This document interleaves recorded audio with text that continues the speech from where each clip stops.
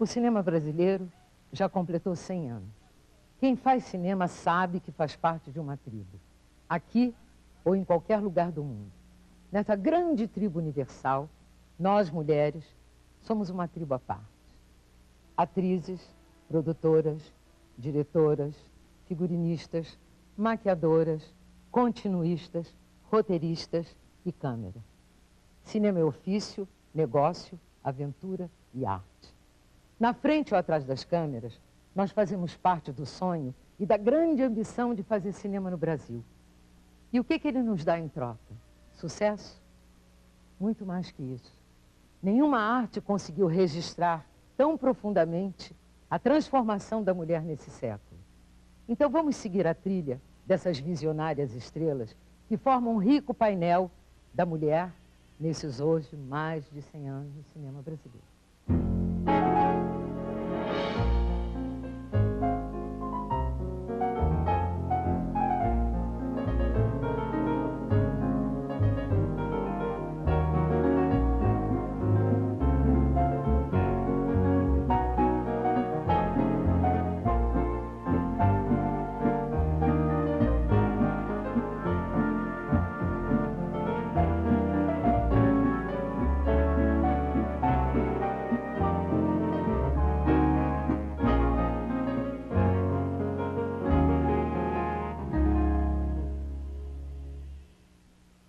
De 1898, quando o italiano Afonso Segreto filmou a entrada da Baía de Guanabara a bordo de um navio, até 1908, data dos nossos primeiros filmes de ficção, atravessamos uma década sem que a presença feminina se fizesse notar. A situação não mudou muito nos anos seguintes. Temos apenas registros de cenas familiares, cenas de rua, solenidades e festividades públicas, feitas por cinegrafistas amadores ou profissionais, que constituem um registro precioso da imagem da mulher nesse período. Em 1908, foram realizados no Brasil os primeiros filmes de enredo. Pena que não se saiba quem teria tido o privilégio de entrar para a história como a primeira atriz brasileira. O primeiro filme de ficção brasileiro de que se tem notícia é a comédia Nhô Anastácio Chegou de Viagem, exibido no Rio de Janeiro em junho de 1908, dirigido e interpretado por uma figura muito atuante na cena teatral brasileira, o ator e diretor José Gonçalves Leonardo. Narrava as peripécias de um caipira no Rio de Janeiro. De acordo com uma sinopse do enredo localizado em jornais, havia no filme duas personagens femininas, uma cantora, por quem o matuto se apaixonava, e a esposa, que aparecia no final para estragar tudo. Pela ordem de entrada em cena, a cantora seria nossa primeira atriz. Outros filmes realizados na mesma época também não chegaram a projetar nenhuma atriz. Eram baseados em fatos verídicos e não duravam mais do que poucos minutos. Filmes como Os Estranguladores, O Crime da Mala, A Mala Sinistra, com enredos que não favoreciam os personagens femininos. Alguns eram inteiramente protagonizados por homens. O aparecimento desses filmes não chegou a arranhar o domínio que o filme estrangeiro já tinha no nosso mercado. O imaginário brasileiro era povoado pelas atrizes que aqui chegavam nos filmes da Pathé, da Gaumont, da Biograph, da Nordes e de outras companhias.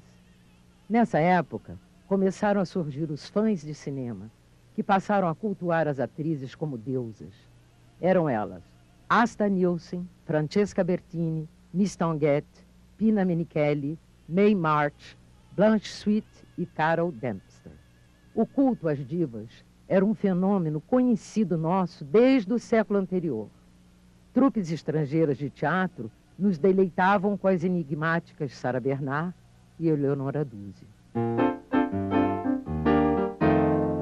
Foi no teatro musical que nossos primeiros filmes de ficção foram buscar as mulheres que encarnaram as primeiras heroínas das telas. Iniciou-se o famoso ciclo dos filmes cantantes. Nossos produtores, que também eram donos dos cinemas, começaram a levar para as telas as operetas, revistas de atualidades e outros gêneros musicais que faziam sucesso nos palcos do país. Até aí nada de novo. Os europeus faziam o mesmo desde o início do cinema.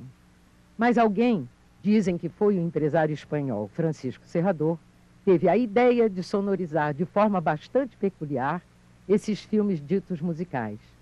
Ele colocava os atores e cantores atrás das telas para entonar as falas e canções ao vivo, procurando um sincronismo com os movimentos labiais ou a mímica dos intérpretes. Operetas famosas como A Viúva Alegre, O Conde de Luxemburgo, A Gueixa, Sonho de Valsa e outras encenadas nos palcos teatrais eram logo filmadas e exibidas com grande sucesso. O gênero dos cantantes se sofisticou e apareceram as revistas de atualidades com argumento original. O exemplo mais importante foi Paz e Amor, produzido em 1910, que ficou 1 ano em cartaz. O fim do ciclo dos cantantes em 1911 coincidiu com o fortalecimento do cinema americano em nosso mercado, que passou a ocupar o lugar do cinema europeu. Nossos fãs de cinema passaram a admirar as grandes musas do recém-criado Star System americano.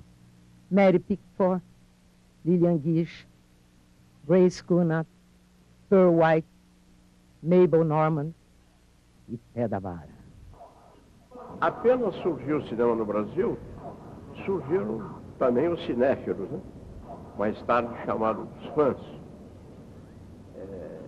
Houve um grande interesse, evidentemente, pelas estrelas americanas e, inicialmente, pelas dinamarquesas, italianas, que o mercado era mais dominado pelas produções desses países, né?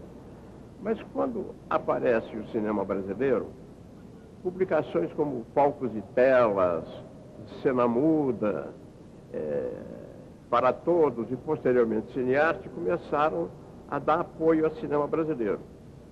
E surgiram os fãs das nossas atrizes, né? De 1914 até 1922, houve uma espécie de ciclo de adaptações de obras da literatura brasileira. Inocência, O Caçador de Diamantes, Iracema, O Guarani, O Mulato, O Garimpeiro, Lucila. Embora muitas das atrizes desses filmes tivessem ainda uma origem teatral, havia lugar para aquelas que não tinham experiência dramática anterior e que viam no cinema a oportunidade de iniciar uma carreira nova, desde que tivesse um certo talento para posar para a câmera. Na verdade, foi nessa época que a ideia de fotogenia passou a determinar a seleção de atrizes. Aurora Fúlgida, protagonista de Lucila, foi o grande destaque de 1917. O filme causou sensação por seu conteúdo erótico e Aurora conquistou um grande número de fãs. Outro fenômeno fugaz foi Miss Ray, protagonista do curioso erótico Le Film du Diable, brasileiríssimo, apesar do título. Ao que consta, esse foi o primeiro nu de uma atriz do cinema brasileiro, isso em 1916. 2 anos depois, em 1919, a portuguesa Otília Amorim também apareceu nua em Alma Sertaneja, de Luiz de Barros, ou melhor, Lulu de Barros, diretor de mais de uma centena de filmes. Na metade dos anos 20, floresceu em São Paulo o primeiro ciclo erótico do cinema brasileiro, favorecido por um momento de liberalização de costumes imediatamente anterior à Revolução de 30.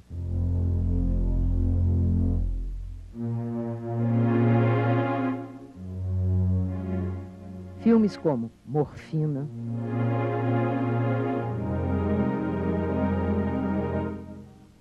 Vício e Beleza, Messalina, Veneno Branco e outros apresentavam temas antes infrequentados como drogas, cocaína, morfina, ópio e prostituição. Exceto Messalina, todos falavam de fatos contemporâneos.